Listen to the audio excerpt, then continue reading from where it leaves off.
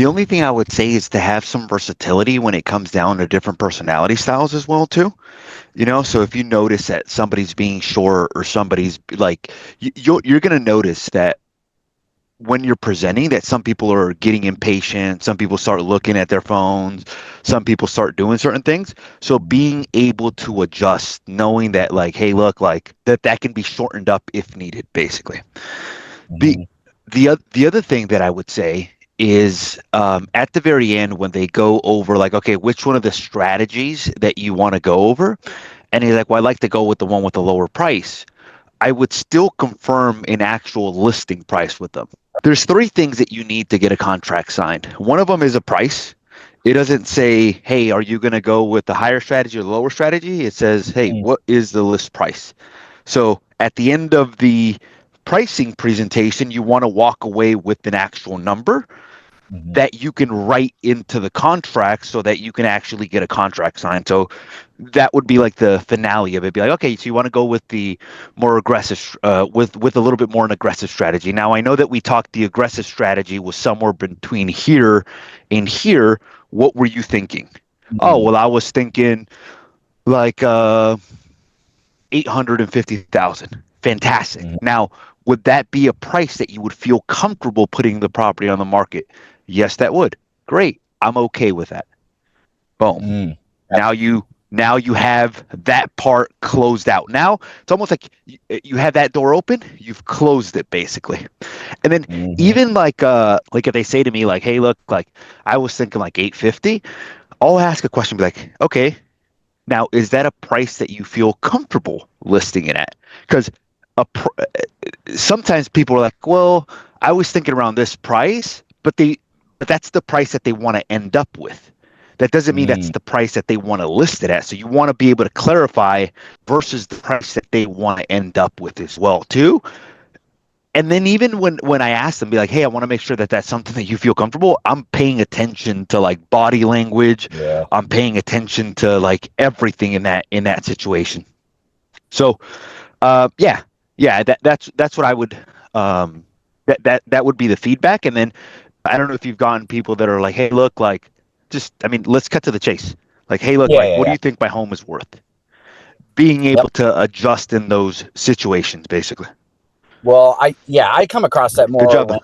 when I'm talking about like the motivation. And then, if I'm following Aaron's script, like going into showings and stuff, where they're like, all right, let's just cut to the chase. And it's like, cool, I just skip that. And we go right into comps. And then we talk about pricing. Do you know what I'm talking about? Like that Yeah, yeah, section kind yeah, of. yeah. So like that is one that kind of trips me up sometimes because I feel like you're deviating a little bit. Like I understand like you want them to think like, yeah, we're working together. But I don't know. I don't know what your thoughts are on that.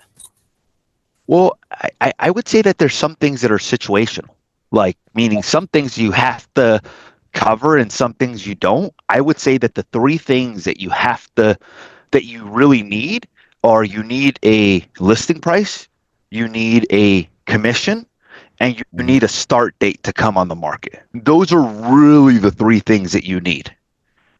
So, like, I'll give you an example. If somebody's like, if I've spoken to them on the phone, they're like, yeah, I'm 100% selling, blah, blah, blah. Hey, I'm in agreement on the price. Like, for whatever reason, we've had a conversation about price. I can show up to the listing presentation, and this is how simple my listing presentation could be. I could be like, hey, Scott, thank you again for having me over. I really appreciate the opportunity of being here. I know that there's a lot of agents out there, so I appreciate like you allowing me to work with you. Just a little recap on the phone, we talked about coming on the market right around 800,000. Is that still a price that you feel comfortable with? Mm-hmm. Yes, that is. Great. Well, just so you know, I review the comps. I can go over them with you if you want me to, or if you're okay with it, we can just list it at 800,000. Would you be okay with the 800,000? Yes, I would. Yep. Great. Hey, Scott, the only other question I have for you is when would you like to come on the market? And then I show them a calendar. The calendar's got some dates. We go over the calendar and we could be like, okay, great. I like to come on the market September 1st. Great. I'm okay with that. And then the third part is just the compensation. Now, if they don't ask you about it, you can just close already and assume your normal commission. assuming that, hey, because they didn't ask, they're okay with whatever your normal fee is. Or if they asked you in the pre-qual, you could go, great. The only other thing we have to talk about is the professional fee. Obviously, my intention is to earn your business. What were you thinking? Well, I was thinking X. Well, I was thinking Y. You negotiate. Great. I'm okay with that. Fantastic. So we've agreed on the price. We've agreed on when we're coming on the market. We've agreed on the commission. Do you have any other questions before we go ahead and take care of the paperwork? That's how simple a listing presentation can be. If you look at like just what you actually need, you really only need those three things, basically. Okay. A lot of the other things, in my opinion, are based on the situation, basically. Yeah. Like, meaning they're tools that you can bring up depending on what the situation is. And I don't know if you want to go into it now or not. You don't have to, obviously, depending on time here, but and other people role playing. But the one that trips me up, like as terms of objections, is we are still going to interview a couple other agents. Like I feel like that's a tough one. And I'm still trying to find good YouTube videos that I can reference and practice scripts on. Got it. So there's a couple different ways of handling that. One of the ways is, you know what, that's a great idea. And you know what, if you talk to your neighbors or your friends, everyone's always going to say that it makes sense to talk to multiple real estate agents, right?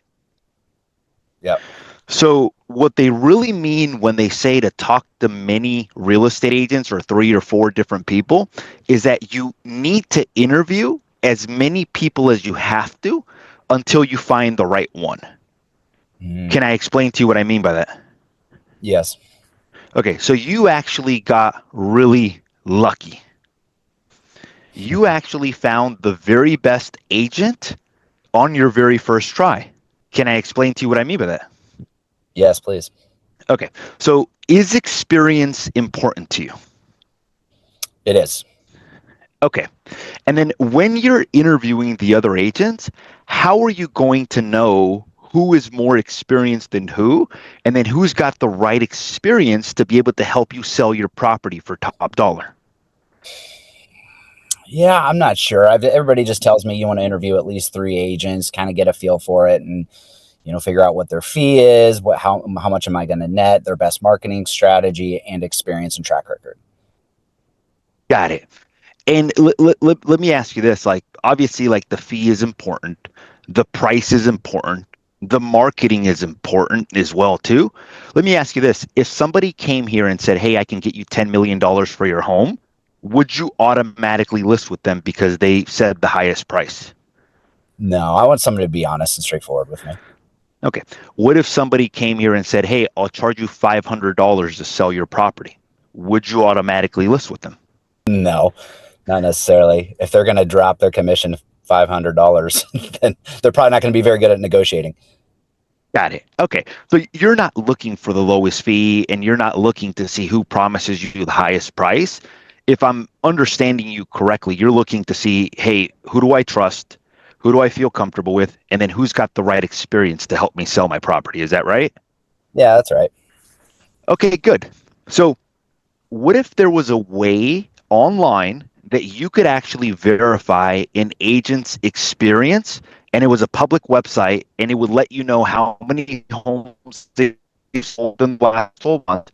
It would tell you how many homes they sold in their career, and you can look that up for any other agent. That way you can see how much experience an agent has. If there were a way that you could do that, would that be helpful for you? Yeah, that's helpful. Yeah, I'd like to know their track record. Okay, so I'm going to show you a look, and I think that this would be helpful for you.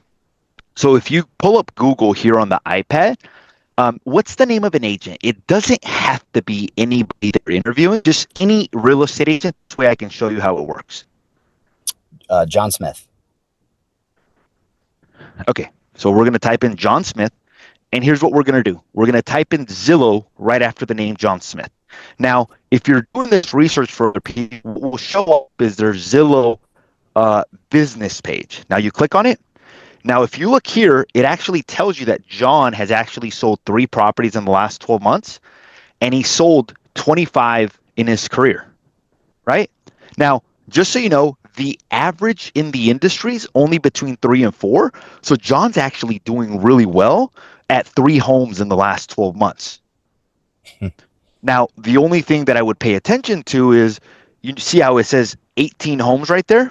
If we look at the record of the homes, every single one of them says buyer. So if you look at the history, it says buyer, buyer, buyer, buyer. Now, if I was the seller, it doesn't mean that you have to be the same way. But if I was the seller, I would be looking for somebody that has more experience in representing sellers. Now, the good news for you is that you can take this tool and you can use it as a measuring stick. So let's say John comes in here and says, hey, look, instead of 850, I can get you 950. You can say, okay, well, John has only sold 25 properties and he's only represented buyers, but this other guy that sold close to 1,000 properties is telling me 850. Okay, now you can put a little bit of weight. So the good thing about this is that you can combine, like, okay, how did the interview go? Do I feel comfortable with this person? Do I trust this person? And then I can very transparently see how much experience that individual has. Now, just out of curiosity, is John one of the agents that you're considering for the job of helping you sell the property? Yes. Okay. And you said you had another person that you were considering, right? Correct. Okay. What's their name? Carla Anderson. Okay. So let's pull up Carla. All right. Same process. Now, Google Carla Anderson, Zillow. Now, look, here's what you're going to notice. Carla actually has 12 sales in the last 12 months. So that's actually really good. I mean, if the average only 3 to 4, she's selling 4 times the amount of properties that the average agent sells. Now, in her career, she's actually at 65. Now, I'll be pretty transparent. If I was the seller and I had to choose between John and Carla, I would probably select Carla. Why? Because she's selling 3 times the homes as Scott, and then her track record, she has more experience. Now, let me ask you this. Are these the only 2 people that you're considering, or is there anybody else? It was just these 2 and then you.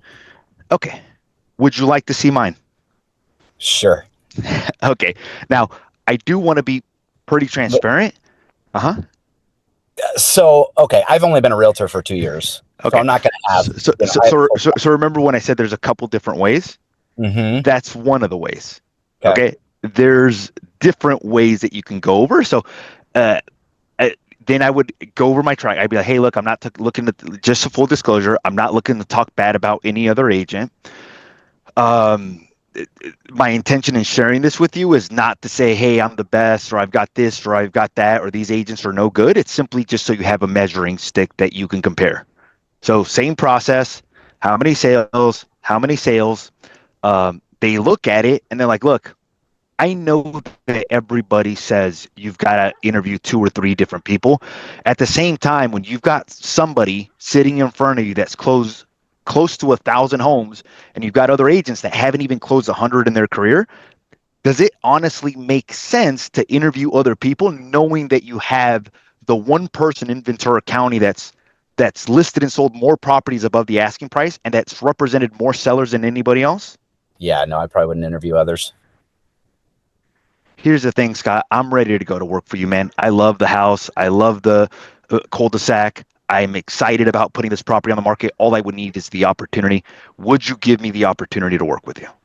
Yeah, I guess everything you said makes sense. So yeah, let's go ahead and do it. And then even like when I'm like, hey, like I'm building it up. I don't know if you noticed the emotion coming up. I'm like, hey, like I'm excited about the house. I love this. I love that. All I need is an opportunity. Would you give me an opportunity to help you?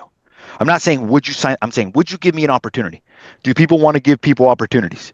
And in that moment, you'll notice that people like get somewhat like a little bit like emotional about it. Now, okay, that's the first way. Now, at some point, I did not have a track record.